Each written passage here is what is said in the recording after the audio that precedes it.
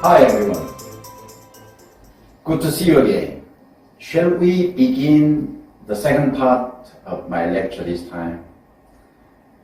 The second part is, as I said at the end of the first part, say, how come the Scranton Women's Leadership Center and the Yanbian University, specifically the College of Integration Science, became so close partners? You may be wondering. So I will try to answer that question. Or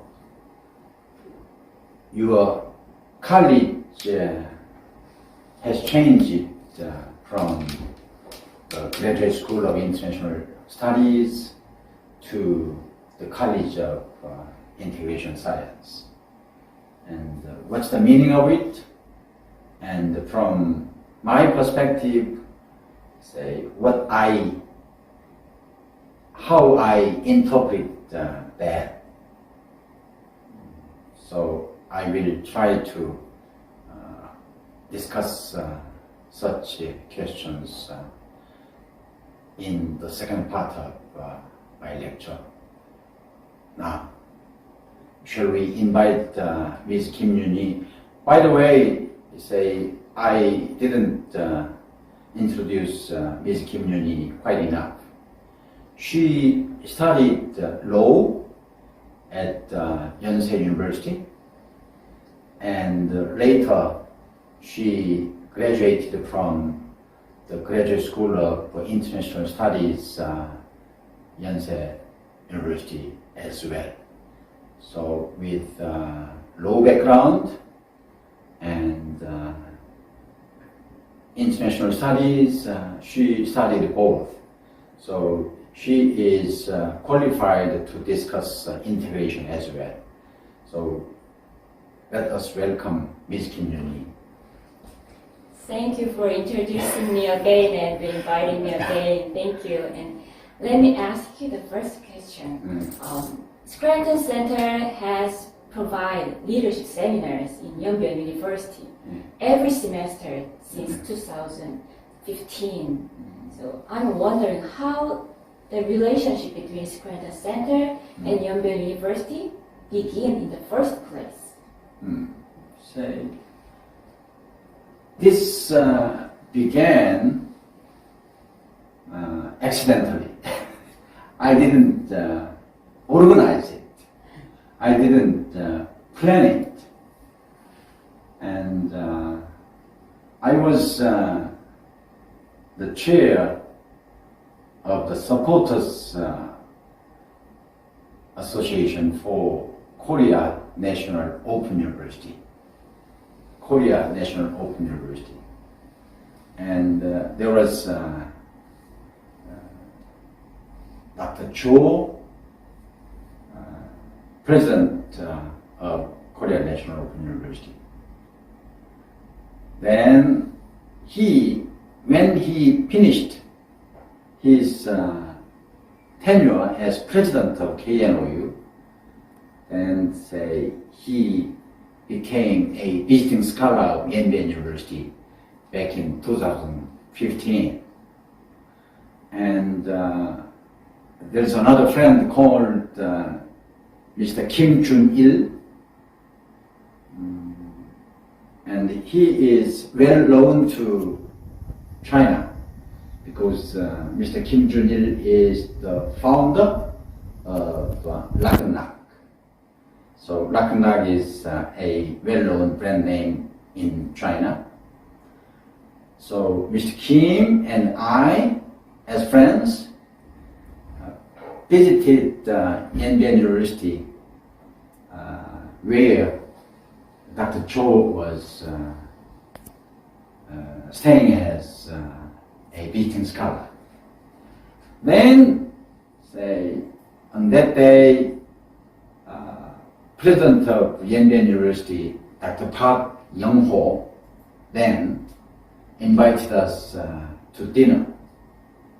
Then President Park shared his dream to educate Yanbian University students as global leaders. So he said, we founded Graduate School of International Studies in, say, 2014. So it was just beginning of GSIS Yanbian University. So President Park asked me to help Graduate School of International Studies Yanbian University, not Yanbian University as a whole, since my background is kind of global. So we became friends, and Mr. Kim Jun-il, the founder of Raknak, and I visited Yanbian University again in 3 months. First in April 2015 and in July 2015, then we visited. And we began to, especially I began to visit Yanbian University almost every quarter to give leadership seminars or to meet with Yanbian University professors or leaders over Yanji leaders as well. That's the beginning of our partnership since 2015. In summing up, Kim Jun-il and I visited Yanbian University in April 2015, and we were touched by President Park Young-ho, who was dreaming of educating global leaders. Then we began to visit Yanbian University every quarter. By the way, Mr. Kim Jun-il, he pledged right away in July 2015 3.5 million yuan in the next 5 years to Yanbian University. So actually he created Raknak Scholarship Foundation right away when he was moved by President Park Young-ho. You mentioned it's not planned at first, but it has evolved into Right. closer cooperation. Right. And I really respect President Park Young-ho at the time. And now, of course, I respect President Kim Hong, but I also respect President Park Young-ho, who paved the ground, for us to collaborate together. Actually, I majored in international cooperation at GSIS, and it sounds like a real international cooperation to me. So could you tell us more about the memorandum of understanding? Because I heard that you signed the memorandum. Screen Center signed the memorandum of understanding with Yanbian University. Even if President Park founded GSIS Yanbian University, the faculty were not that big. The student size was not that big, so he and the dean of GSIS and deputy dean, now he is also dean, Mr. Choi. And Mr. Choi and myself, we have been working very closely. Then in a year or so back in 2016, Yanbian University proposed, why don't we sign a memorandum of understanding between two institutions to systemize the collaboration.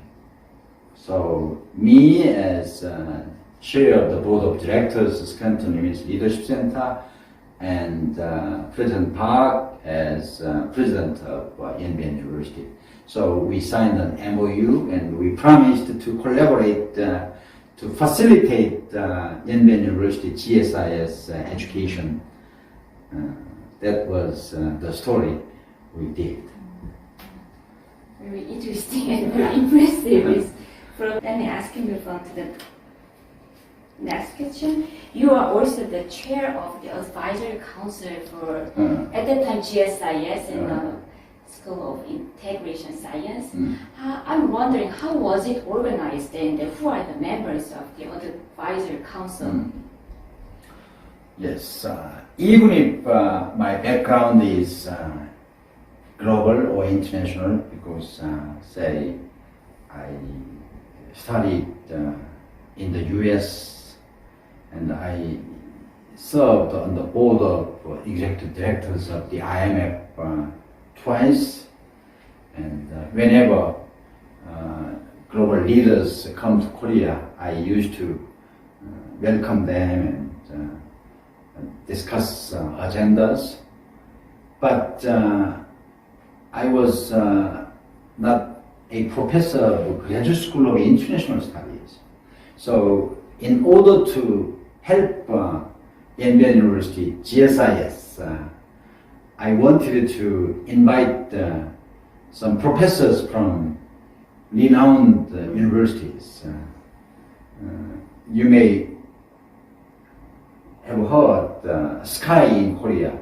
SKY meaning S means Seoul National University, K means Korea University, and Y means Yonsei University. Yonsei University is the university in So I have decided to invite each one professor from each graduate school of international studies. So Seoul National University, say Professor An, and Korea University Professor Park, and Yonsei University Professor Kim.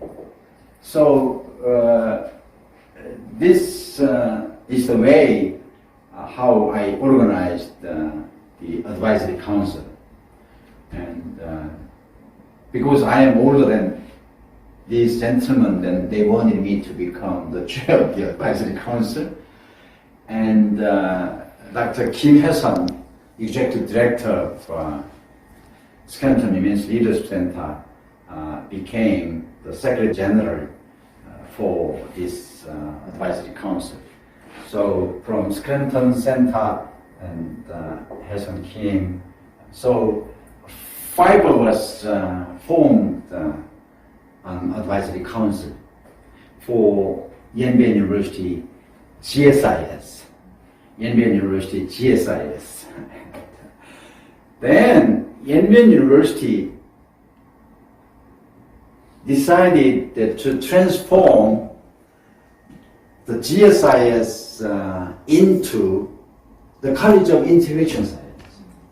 So, say at the time,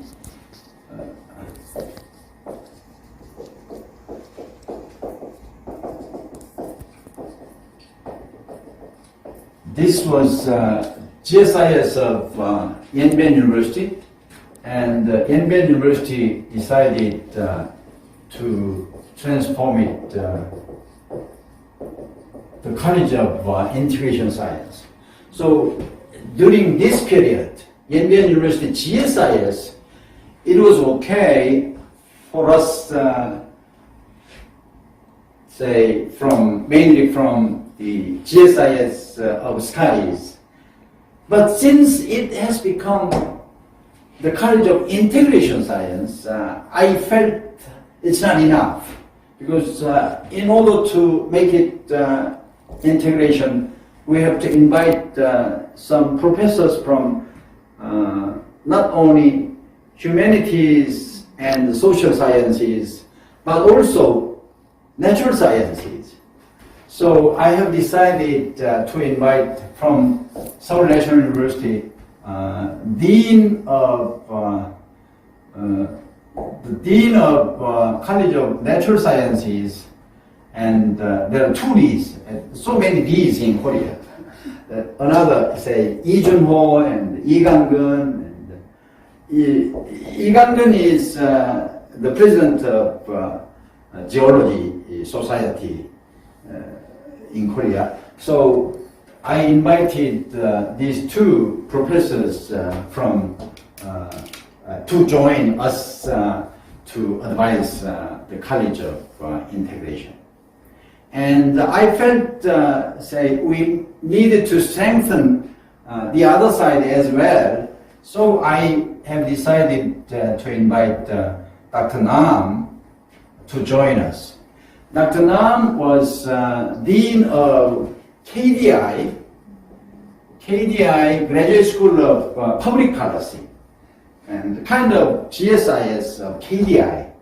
And KDI is the renowned think tank, not only in Korea but also globally.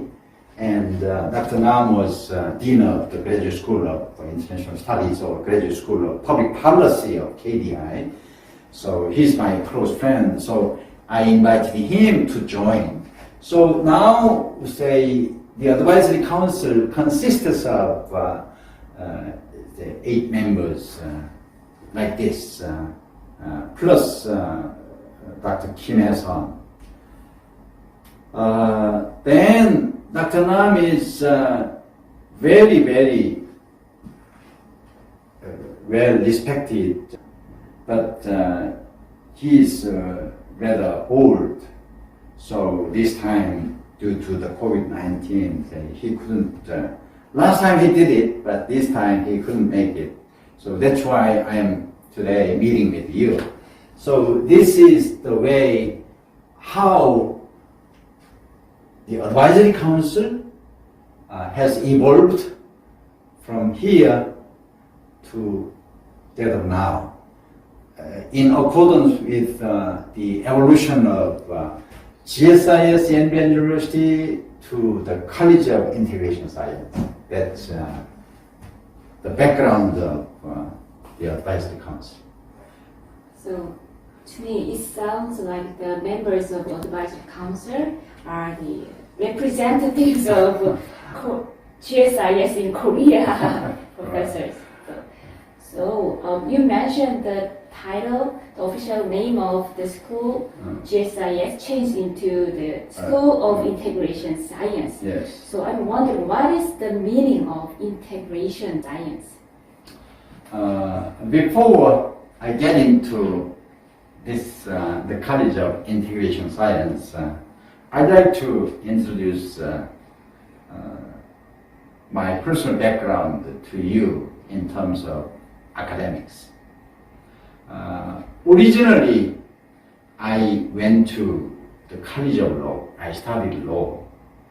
But during my college days, I met a professor who strongly wanted me to join the finance ministry. Back then, we used to call it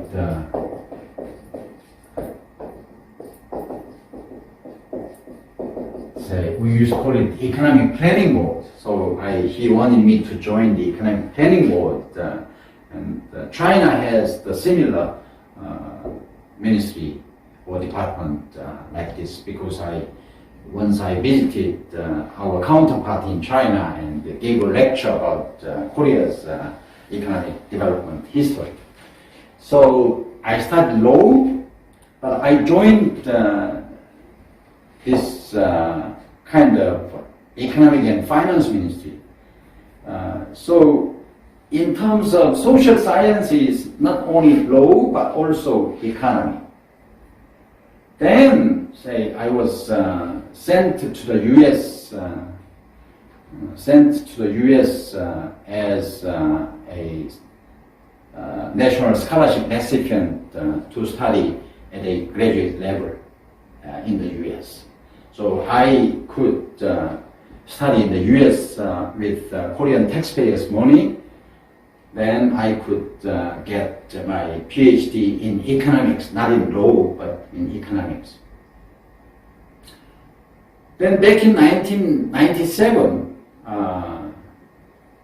the Asian financial crisis, you may have learned Asian financial crisis, many Asian countries suffered due to the shortage of foreign currencies. Due to the shortage of foreign currencies. So Korea got almost bankrupt. So Korea had to go to the IMF and the World Bank to request the bailout program.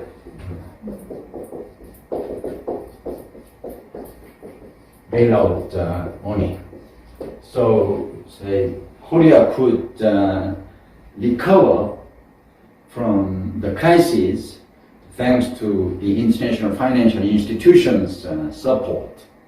And I was asked by the Yanbian University to give another lecture about international financial institutions in this semester as well. So I will have another chance to discuss international financial institutions with you later. But anyway, because of that, then I was invited to join the President of Korea. So I joined the Office of the President, and I was not only in charge of the economic ministries, but also in charge of the other ministries as well. For example, Science and Technology. I was in charge of the Ministry of Science and Technology. I was also in charge of monitoring the Ministry of Information and Telecommunications. And also I was monitoring the Ministry of Trade, Industry and Energy. So kind of my background is not just social sciences, but also other ministries as well, say construction and transportation and science and technology. And I had a chance to cover all such different ministries. This is nothing but this integration. So my background is, unlike my college major law, say, I have been living with different areas. So not because of my intention, but at the end of the day, as a result, I have become a person with, say, integration mind.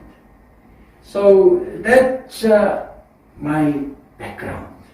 So Seoul National University, back in 2007, invited me to become a professor, not only to teach at any specific college, but Seoul National University as a whole. So I am called kind of university professor of Seoul National University. Then the person who invited me to join Seoul National University became president of Seoul National University now. Now he's also Dr. Oh, and Dr. Oh is president of Seoul National University. He is my classmate and we are close friends.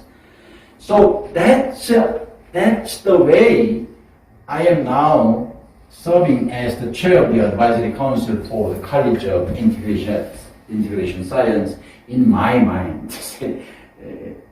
Yanbian University may have different ideas, but anyway, in my mind, I had a chance to look at different disciplines in my life. So that's why I wanted to invite two professors from natural sciences background, not only social sciences or humanities background. That's what I can tell you now. So, from your career story, I can guess why the humanities and then science or technology need to be integrated. Mm. Could you elaborate more for the students? In the past, you can major in one specific subject. Say you can major, say Dean today, Dean Choi, his major is this. Or you can major in any other subject like say physics or chemistry or say you can major any specific discipline. And as you study more, you begin to deepen the subject instead of widening the subject. But these days, as the world becomes more complicated, deepening one subject doesn't fit, or at least doesn't look suitable in this era. So, focusing on any specific discipline doesn't look enough. So why don't we collaborate among different disciplines? That's what it means by integration.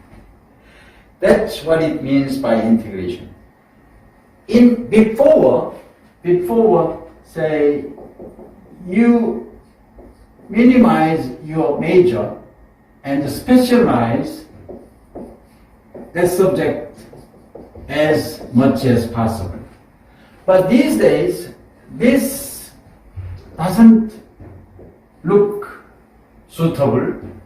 In order to face complicated challenges, instead, why don't we integrate different disciplines and try to find solutions? So, in a sense, you are very lucky. To join the College of Integration Science instead of to join the Graduate School of International Studies. So you are going to study not only international studies like before, but also you are going to study other disciplines as well. So when you graduate from the College of Integration Science, then you will be equipped with more knowledges and wisdoms than before. That's what I want to encourage you and congratulate you on your status today.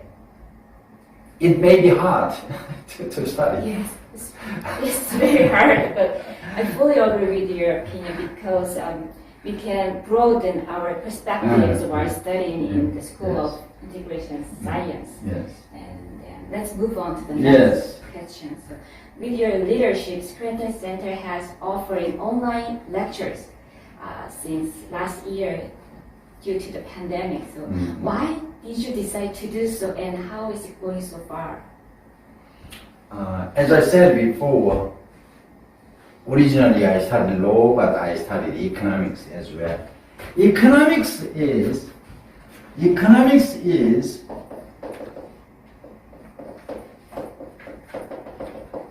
nothing but optimization,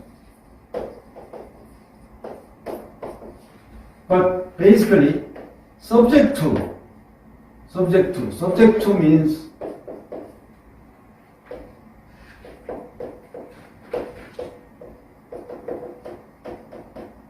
subject to constraint. But once you study economics, you stop complaining about the constraints, because the constraints are given. That you are given some amount of money, then you are to produce as much as possible. That's economics. Or in order to produce this you minimize the cost to produce, cost of production. That's what economics is about. So optimization. Optimization means either minimize the cost or maximize the output. That's economics. So you never complain about the constraints. Because of the COVID-19 or the pandemic meaning the worldwide, pan means the global and demic means demography, so people.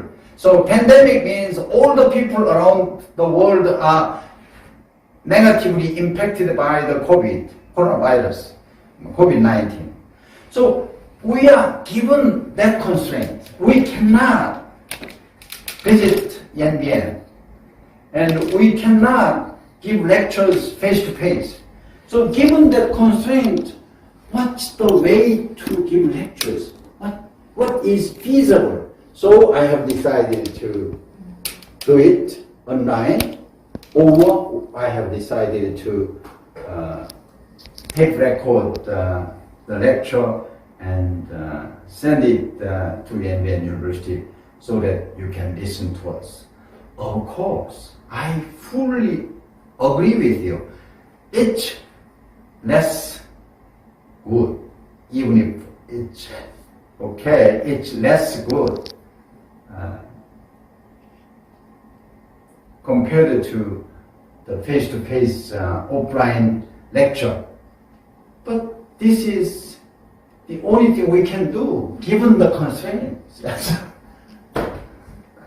Yes, we don't have to complain. We can just find another way for a better result. So in that sense, in your lectures about leadership, you often mention about gratitude, sacrifice, and trust. So could you tell us about these attitudes in our life?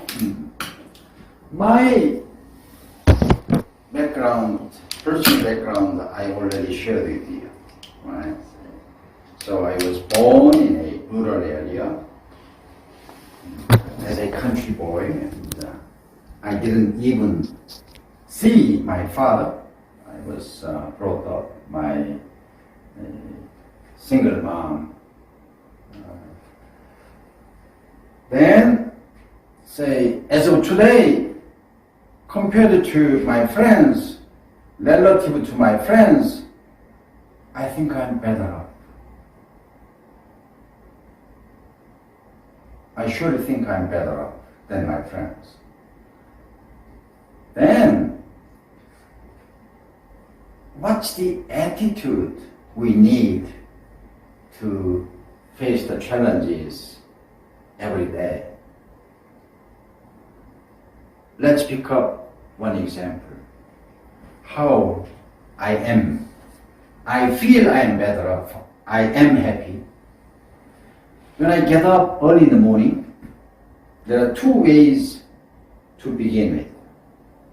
Number one, everybody and myself, there are things I have, there are things I don't have. If I begin today by thinking of what I have, then I can begin today with gratitude and happiness. And if I begin today with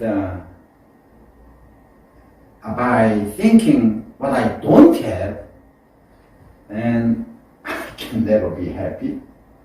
And I will begin today with dissatisfaction, not satisfaction. So this is very simple way to become happy. Instead of thinking of what I don't have, try to think of what I have. If you say to your parents, your mother or your father gave birth to you and your father paid all the costs to bring you up, sometimes you may not be happy with your parents. But when you think of what your parents did for you from the beginning until now, how can you complain about your parents? Then if you express your gratitude to your parents, then your parents will be happy. And when they are happy, then say your relationship with your parents will get improved. This is not only between parents and children, but also between you and professors, but also between you and your friends. Later on, when you join the society, between you and your partners or your stakeholders, that's, in my eyes, what leadership is about. When you show your gratitude to others, how can they don't like you? When you say thank you, then how can they say negatively? That's what I want to share with you. And I have been living with such attitude so far. Thanks to that, I feel I am better off than anybody else as of now, regardless of what I have today. Yes. Yes, I'm very satisfied and happy with my current condition, and then I'm happy to work as a working mom here. So,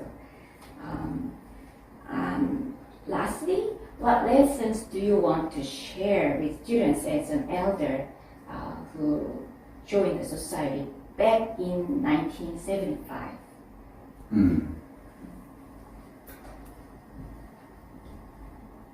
Just one thing. I didn't think this before. Right away, when you asked me, I thought of myself back in 1975 when I graduated from college and joined the society. I thought I was matured at the time. I was matured enough to join the society. But as I grow old, still I feel I'm not matured enough yet. So at my age, so I'm talking about 75, 2021 means 46 years ago. Now I feel I'm not matured enough. I thought at the time, say somebody who is older than 60 years or plus, these guys are stubborn. In Korean, we call 꼰대. But age-wise, I have become a 꼰대 already. Then I try not to become a 꼰대. How? That's one thing I want to share with you. There is a famous commencement ceremony address by Steve Jobs, right? Yes. Be hungry. He said, be hungry.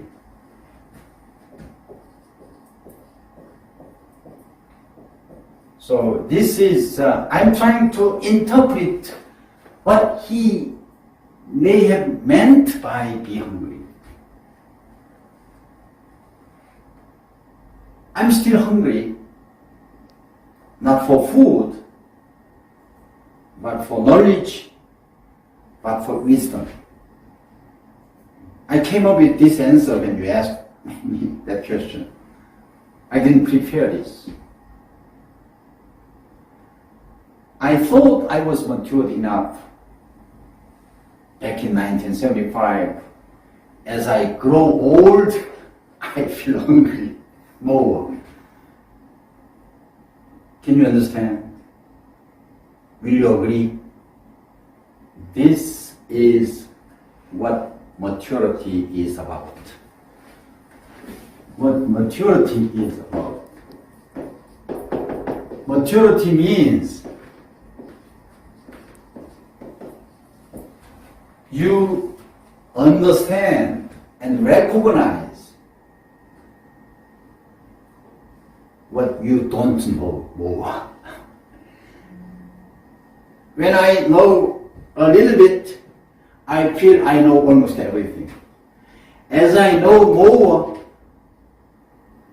I get to know more about what I don't know. So during your school days, please be hungry for what you don't know. Not only knowledge, but also wisdom. Wisdom. My last advice to you in terms of success is like this. What do you mean by success? Success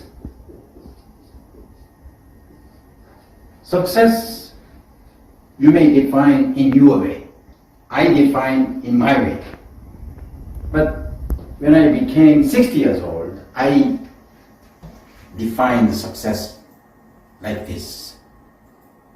If I become a person whom my friends would like to meet again, then I'm successful. Can you understand? If your friend would like to meet you again, then you are successful. You live a successful life. When your friends, I don't want to see him anymore, then whatever you have, how successful you may be in ordinary people's eyes, I don't think I am successful. So try to become a person whom friends would like to meet again.